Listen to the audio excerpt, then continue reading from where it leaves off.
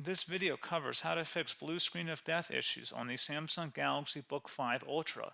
Follow these troubleshooting steps to repair Windows crashes and get your Samsung Galaxy Book5 Ultra running smoothly again. So while you're performing updates, you're getting an IRQR not less or equal message, K-mode exception not handled, kernel data in-page error. A lot of errors pertain to this problem, and we're going to go ahead and jump into what should hopefully be a pretty straightforward process, guys. And we're going to go ahead and jump right into it. So first thing I'd recommend doing would be to actually go ahead and boot to the troubleshooting utility on Windows 11. So if you do a hard power off 3 times in a row, Windows should automatically attempt to launch the startup prepare utility. And if it doesn't find anything, it will give you the option to select advanced settings, in which case it will take you to a screen that looks like this. Now, if it does not take you to a screen that looks like this, or you're unable to get to that, you can also download the Windows 10 Media Creation Utility, or Windows 11. They probably will make a creation utility for Windows 11 at some point. And it doesn't really matter, you can actually run the Windows 10 utility on Windows 11 as far as I'm aware. And you should be able to run the troubleshooting utilities built in within it. So you just would go ahead and download it to an ISO file and then burn it to a DVD or USB. It'd have to be about 4 gigabytes or more. It couldn't be a small USB flash drive, and it couldn't be a CD. It'd have to be a DVD. And then you'd boot your computer from it. So depending on the computer manufacturer, you'd have to tap a different key on your keyboard in order to launch that menu, in order to select what boot drive you want to go off of. So it could be anything between the escape key, F2, F8, F12, for example, and those are the function keys on the top of your keyboard. So you may have to just do a little bit of trial and error. Shouldn't take you more than a couple minutes. Googling it would probably be best before you even begin. But anyway, we're ready to go ahead and jump right into it. So we're on the choose an option page. So these will look very similar whether you're booting from it directly within Windows itself, or if you're plugged in a USB flash drive with the media creation utility installed and you selected the recovery option. So when you are setting up your Windows 11 installation or Windows 10, depending on the drive you're using, there should be an option to repair your computer in the bottom left corner of the dialog window, one of the first screens that comes up. You go ahead and select that, and then it would take you to a troubleshooting screen like you see here. And you want to go ahead and select troubleshoot, reset your PC, or see advanced options. And then there are going to be a whole bunch of options in here that we're going to explore in today's video. The first one, we're going to actually go underneath advanced options and then select startup prepare, fix problems that keep Windows from loading. So go ahead and select that first.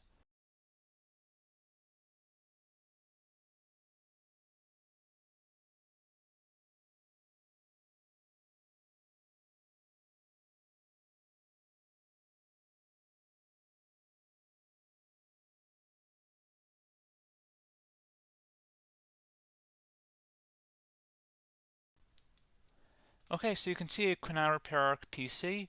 That was our first option we could try. Something else, if we go back into advanced options here and then select troubleshoot, we're going to go underneath advanced options again. You can go ahead and actually access safe mode by selecting startup settings. And then if you select the restart button, you have the option on the screen select safe mode with networking, which will give you a key on the screen. It'll tell you which key to press to enter that. I believe it's the F7 key. It'll do that for you. I'm not going to go over that in today's tutorial because I don't really want to go into safe mode, but you're more than welcome to attempt that by going into here and then selecting restart. Again, it'll launch another screen. It'll say what key do you want to press, and it'll give you like 7 or 8 different options, and you want to select safe mode with networking. There's also an option for a command prompt too, but that's going to be something we're going to cover later in this video, and we don't even have to go through that in order to access it. So that's why I'm not going to really push for that, because unless you know exactly what's causing the problem, you probably don't need to go into safe mode. Unless you're trying to recover files, in which case then you definitely can go into safe mode, but we're trying to actually recover our computer here. So I hope that makes sense. Something else we can also try here as well would be to uninstall updates, remove recently installed quality or feature updates from Windows. So if you go ahead and select that, you can uninstall the latest quality updates, which generally is the more day-to-day updates. Feature updates are the less regularly released ones, like the big ones. I would equate it to service packs in like Windows 7 and Windows Vista and Windows XP. So larger updates that occur once or twice a year at most. And the quality updates are more just a regular update. So probably obviously depend. It'll take longer if you're going to try and uninstall the latest feature update versus quality update, and maybe you don't need to go back that far. So just giving you guys a couple of pointers with that. Something else you can also look at here, and we're going to jump into the command prompt in a little bit, but you can select System Restore, which will use a restore point recorded on your PC to restore Windows. And this is something I would highly recommend here, guys. So select Next. Assuming you have a restore point saved on your computer, you go ahead and select the most recently created one, and you'll select Next, and then you'll select the drive. You shouldn't actually have to select the drive. You can scan for affected programs, but we're going to keep it all default here, and then we're going to select Finish. So once started, System Restore cannot be interrupted. Do you want to continue?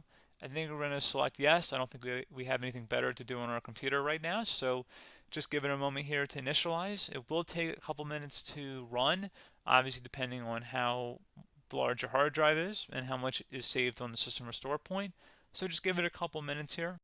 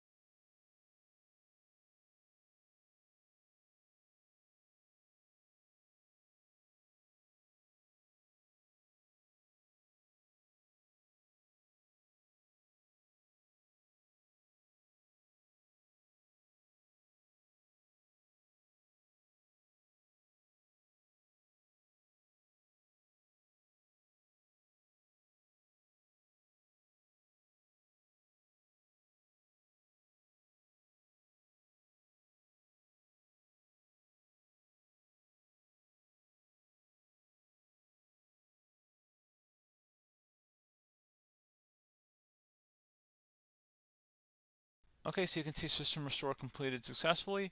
The system has been restored. Your documents have not been affected. Click the Restart button to restart your computer. Go ahead and select Restart.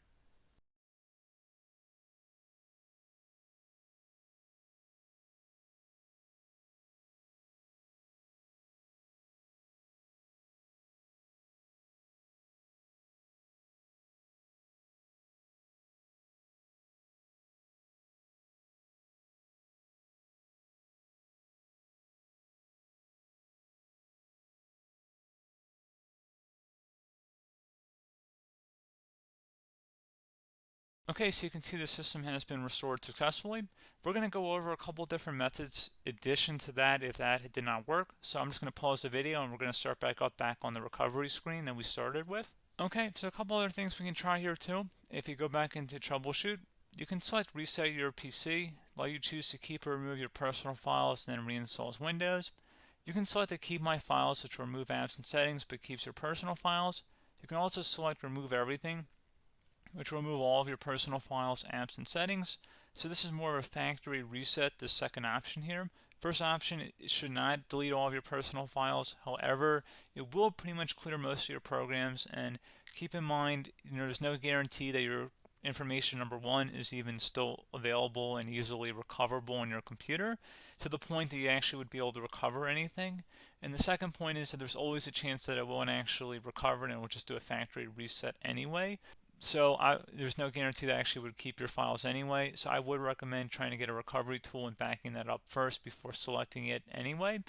But again, those are a couple of different options. And then something else you can try here, if you go back to the choose an option. Another option, if you go underneath choose an option and select troubleshoot, advanced options, and now select where it says command prompt. Okay, so the first thing we should do is type our main hard drive here. In most cases, it should be the C drive. So you just do a C colon and then hit enter on your keyboard. So once you're underneath the C drive, we're going to type in dir and then hit enter on your keyboard. It should have program files, users, and Windows all in there. That's how you know you're in the right directory.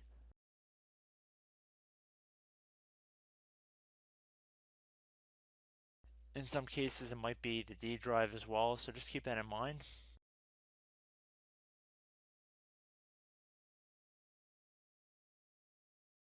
Next thing we're going to do is type in cd space /Windows /system32 /config, and then you're going to hit enter on your keyboard.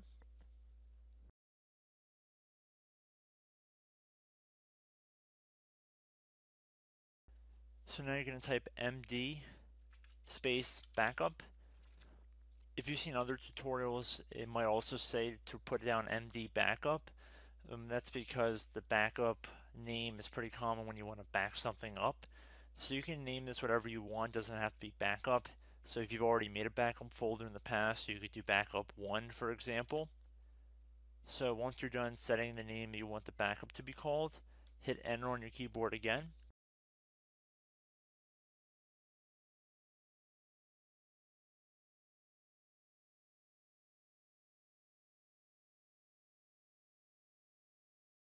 At this point you want to type copy, C-O-P-Y, space, then you want to do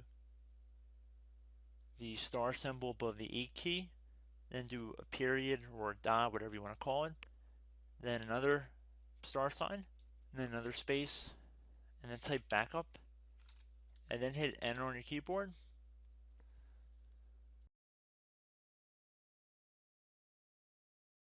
Now you want to type cd reg back, REGBACK, and then hit enter on your keyboard. So now that we are under the reg back, so now you want to type dir again, and then hit enter.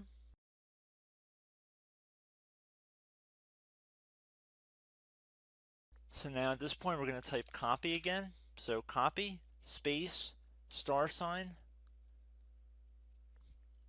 dot, another star sign, space, and then 2 dots. So we're going to type copy, space, star sign, dot, sign, star sign, dot, dot, and then hit enter on your keyboard again. So for overwrite, you want to overwrite all. So type A on your keyboard, so capital A, and then hit enter on your keyboard.